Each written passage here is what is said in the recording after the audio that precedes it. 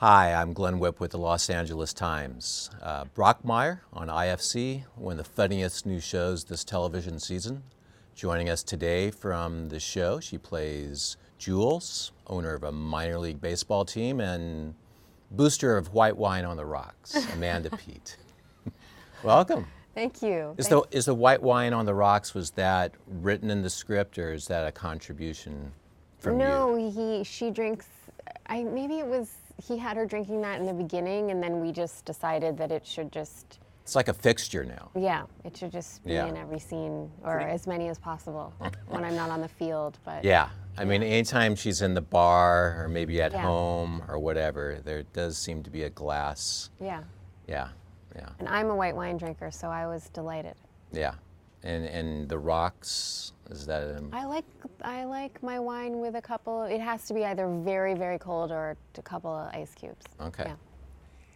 How did you, I mean, this show, Hank's been kind of shepherding it for a while. Yeah. How did you become involved in it? Well, they came to me a little bit before shooting, and I started reading it. I just really liked the writing, and I liked how no nonsense Jules is, and I like the idea of a middle-aged woman who's not interested in children or marriage, and is just obsessed with her baseball team and her town. And so I think that was sort of a breath of fresh air, in my opinion. Right. So, and I love Hank, so it was kind of a no-brainer. Yeah. When you say she's not interested in children, I mean, the series it looked like it was throwing us, I was going to say a curveball, but that's kind of, pardon the pun. I like it. It was throwing us, because one episode, I think it was episode 5, ends with, I'm pregnant. Yeah. It's like, oh, so they're going that way with this show, and then it sets up this great episode 6, which is really kind of a almost subversive, really funny, dark look at reproductive rights. There's a lot of great writing in there. Yeah, I think Joel wrote it with a friend of his, and I really liked that episode. I thought it was, I guess it sounds simplistic, but I thought it was a very feminist take on the decision, and just the little things like they have to drive to Pittsburgh because there's no Planned Parenthood, and all these little things that Joel put in there that I think are subliminally hitting on something that's going on right now in our country. So I liked that part of it, and then also just really fun to play, and Hank is so hilarious in it. And no, I mean, they're they're talking in the bar about, okay, well, I think she asks the woman tending bar, Yes. And she shares her story. Yes. And she's like, wasn't she the one that she said she had like a diaper full of rocks thrown at her head? Yeah. I mean, it was all these like funny, like insane lines, but again, kind of speaking to what it's like now in a lot of places. Yeah, and it's hard because, she's sort of a delicious character, but sort of a dingbat, and, I'm not altogether a likable character, so, but for such a small comedy, it's weirdly a little bit complicated, Brockmire. I think there are a lot of different things going on at once, a lot of layers, things that Joel is interested in, and I think it's pretty easy to talk about America if you're going to talk about baseball, so. With baseball, the show was kind of a learning curve for you. Yeah. I keep using curve, don't I? Yeah, but it's apropos. I like it. But you're not a huge baseball person. No, I don't understand baseball, and as a result of that, I think it's boring. But I am the same way about UFC. My husband watches UFC fights, and to me, it just looks like they're hugging against the cage and just standing there, right, like breathing on each other, sweaty. And he explained, and apparently there are little things going on. Like little jabs? I guess, or one is trying to, I don't know, that doesn't look to me like somebody putting someone in a headlock or attempting anything. It just looks like hugging. But apparently something's going on. I feel the same way about baseball. Apparently something's going on, but I don't know what it is. Yeah. Nobody's on first base, and nobody makes it to first base. Well, they Every do. blue moon, someone makes it to first base, but my God, they should make it closer or easier or something. Yeah. I understand you watched Ken Burns' baseball. Yeah. I thought that was just like pretty funny. I mean, this really serious. Did you watch all 118 parts or? I think maybe I only got to the 70s or the 60s. Yeah. So, you know, but it does even bring out weird feelings of nostalgia in me. Oh yeah. And right. weird feelings that are just about being American and Americana, and it's bizarre because I mean, I think I've been to about 4 baseball games in my life, and I remember my dad taking us on the subway, the elevated subway, to see the Yankees probably in the mid-70s. But I don't remember. Mid-70s Bronx is a different, different experience. Yeah. Yeah. I think that was my favorite part, was the subway ride. It got less interesting after we got off the subway, to me. And was that you said you've been to like 4? Have you been to any Dodger games? Or No. is your husband a Dodgers fan or a baseball fan at all? He's a New Yorker. Oh, okay. So no. So he's a baseball fan. He's not that into baseball. He's, he'll watch, but he prefers other sports. But Hank was there to kind of bring you up to speed. Yes. On anything you Yes. needed to know. Tyrell and I were completely in the dark, and we would just, we didn't have a huge budget, so sometimes we'd be responding to things happening in a game, and the camera would be on us, and, Hank would just be like, okay, look over there, and then look over there and be really happy. And we were like, okay. Because somebody made it to first base. Right? Yeah. Yeah. And I was like, wow, Ken Burns' documentary was really helpful. I'm glad I spent those Doris 12 Kearns hours. Goodwin, Yeah. thank you. Yeah. Yeah. One thing, and it's interesting, I was reading an interview that you and Hank did, I think, on set, like when you were shooting it. You shot it in the summer? Yeah. Last yeah. summer? Boy, was that a mistake. Yeah. But you weren't wearing the wool coat. No, I don't know how he did that. I was a big baby. I guess we should say it was shot in the summer in Georgia. In Atlanta, Georgia, Yeah. and Macon, Georgia, yeah. It's like 100 degrees. So yeah, I'm watching, after I read those interviews, all those sleeveless tops for you, Yeah. that's great. Hank's out there in that like armor wool coat. Horrible. But he was saying that like there's, he was describing the show and he said, there's nothing romantic about this show at all. And you're like, what are you talking about? Because there is like a really nice connection between the characters. Don't you think?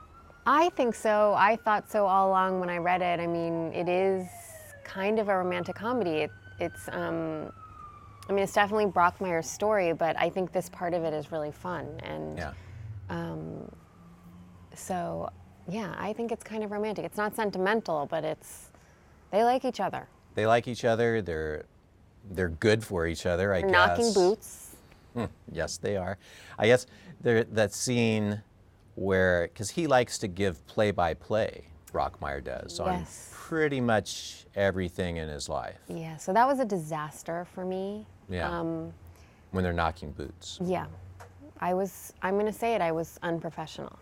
Yeah. I had Hank Azaria in between my legs, faking sex, as we actors do. Strange job for a grown-up. Mm-hmm. And he was narrating everything that he was imagining we were doing, and I just couldn't stop laughing. I just couldn't. So I tried to hide from the camera so that they could at least get something on film that was usable. But it was very difficult. When you say you were trying to hide, Well, so we had camera only on one side, so Hank was like this, and the camera was here, so I just kind of would just look over here and be like hysterically laughing, crying. And Hank was the professional one who would, yeah. And he wasn't trying. I mean, he was just doing his. I don't know how he does thing. it. I Yeah. don't know how he does it. It is so ridiculous and hilarious. Yeah. I could see him just probably going through life, being able to have that talent to. Yeah, he's an incredible mimic, and it's really fun. Yeah, but I think one of the things that makes the show work is you said it is a complex show. It's working on a lot of different levels, and one of them I think is that connection.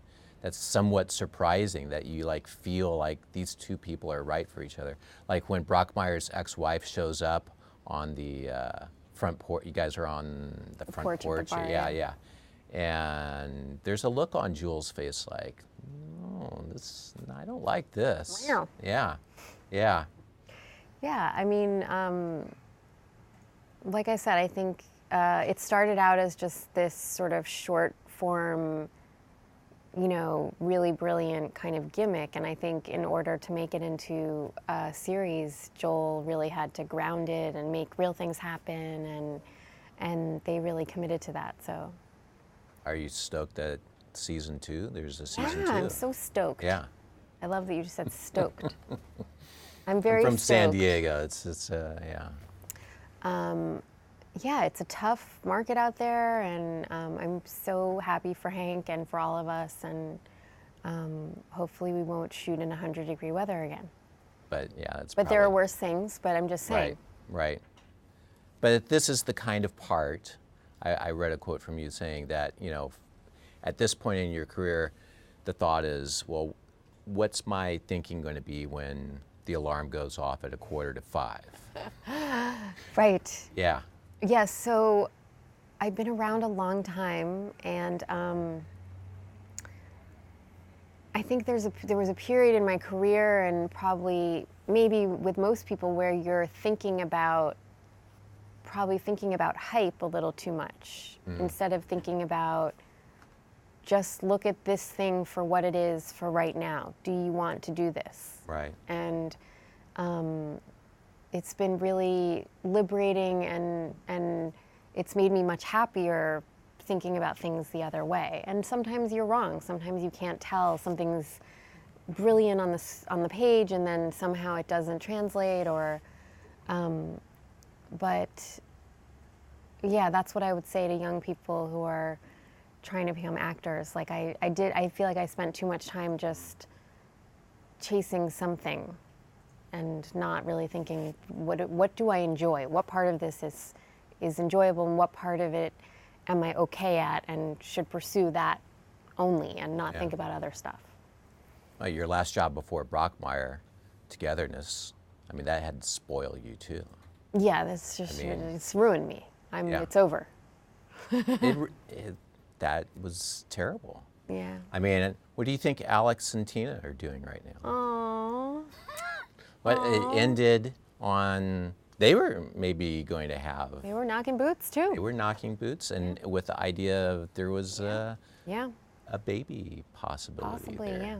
What kind of parents do you think they would be? I don't want to think about it, but you don't want to think about it because it makes you sad, or well, you don't want to think about it because Alex and Tina maybe not. They'd make better parents than Jules and Brockmire. That's true. There's that. Probably right? true. Yeah. I mean, I think the scene in Brockmire where Brockmire snorts up the abortion pill is probably he's not good father material. Yeah. Yeah. Yeah, they like to party. Yeah. And that's an important part of their leisure time and the way they relate to each other, and they're really unapologetic about that. Kind of refreshing. I don't think that's going to change, is it? I don't see that. think it's part of the discussion. Yeah. Yeah. Which is really sort of refreshing too. Right. So no thoughts on where Alex and Tina are. You don't want to say. I hope they're together somewhere. Yeah. In some. Was there ever any talk that another network could pick that up?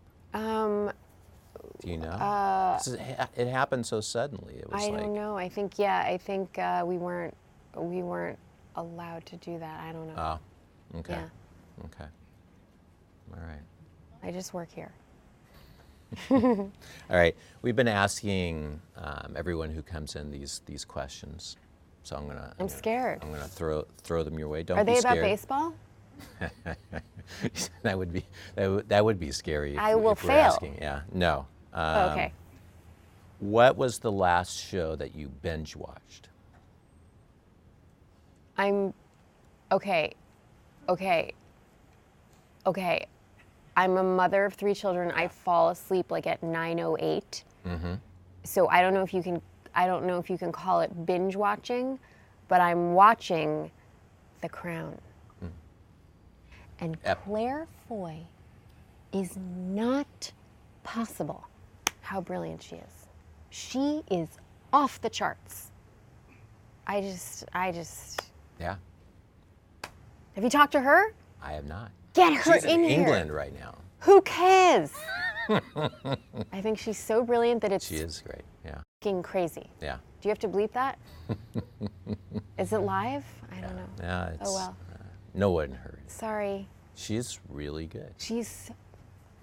Makes me crazy. So when you say you're not, you have 3 kids, it's taking you're some savoring each episode. It can't go that quickly because I just can't stay up that late. Right. Yeah. So you're binge watching season 3 of Teletubbies or something. Well, your kids are, how old are your Blue's kids Clues. now? Blue's Clues is Max and Ruby, Blue's Clues, and actually, we just started watching The Wonder Years. So I'm watching The Wonder Years and The Crown, both. The Wonder Years with the kids. Yes, Wonder Years with the Okay. kids. Even Okay. though Molly's a little too young for it, what can you do? If you could go back and be on any classic TV show. What? The first thing that came into my head was Cagney and Lacey. Oh my God! Why are you laughing? You're like 18. She was like 2 when that came out. Yeah. That's the first thing that went through my head is me, Sarah Paulson, Cagney and Lacey. Oh, wow. Pristine. That would be pretty good. With like really strong New York accents, and we both get in shape, which how could that happen? Are we too old already? That's the other question. No. It's like we might be. No. That when you hit middle age, it's really hard to determine how old people are in relation to you. You suddenly are just in this weird dead zone. I don't know how old they were, Cagney and Lacey. I don't know how old they were. 30s or 40s? What do you think? I would say 30s. Yeah, probably. And that's But upsetting. It's like I'm too old to be Cagney and Lacey. I think if you and Sarah wanted to make that show happen. I have a torn labrum. Like I'd be running after the guy, and then I'd go to Cedars. That's what stunt people are for. Oh yeah. Yeah. Yeah, They that's could, true. They could sub in somebody for that. What was your first acting job? Do you remember? Does that mean you got paid for it? Yeah. First professional acting job. It was a Skittles commercial. Yeah. Well, do you count that? Okay, it was a play called Winter Lies on Theater Row. I like the Skittles commercial. Yeah, it was a play. Yeah. My proper acting job was a play called Winter Lies that was on Theater Row. It was a new play. It was with Bobby Lupone, who runs MCC in New York, and I'm pretty sure I was absolutely dreadful. Yeah. Yeah. How old were you? 22-ish, Yeah. 20. What'd you learn from that job that maybe you've? Not a whole lot, probably. Yeah. I'm serious. I learned that I have horrible, horrible stage fright. So maybe theater isn't. I mean, you've probably gotten over that, right? Well, there's a really great period. There's a really horrible period where you're really nervous. I am, to the point where it's paralyzing. And then you open and you get over that whole thing. And then there's a wonderful period right before you get really bored where it's just exquisite. Mm-hmm. But it's sandwiched in between 2 horrible periods. Okay. But it's kind of worth it. It's worth it for that. For that. Yeah. That's why you do it, is for that in-between moment where you're not bored yet, but you're much braver than you were, and you're much more able to be immersed and be in the moment and not try to orchestrate everything every night and being basically a blackout state, which I am in the beginning. I'm on stage, I'm on stage, I'm on stage. I don't know, do I know my lines? Do I know my lines? I mean, just ridiculous, horrible. Well, after this last episode of Brockmire, I'm really interested to see where the final 2 episodes go. Because it's like, the last one was the best. Your timing coming in here was great because I really thought that episode 6 with the pregnancy, it's really pretty amazing. Bonkers. Yeah. So congratulations Thank on you finding so much. something really cool. Oh, thank you. And thanks for coming in. Thanks for having me. And for more of these Emmy conversations, please go to latimes.com. Thanks for watching. Oh, this was an Emmy conversation? Oh, sure. Fabulous. Take care.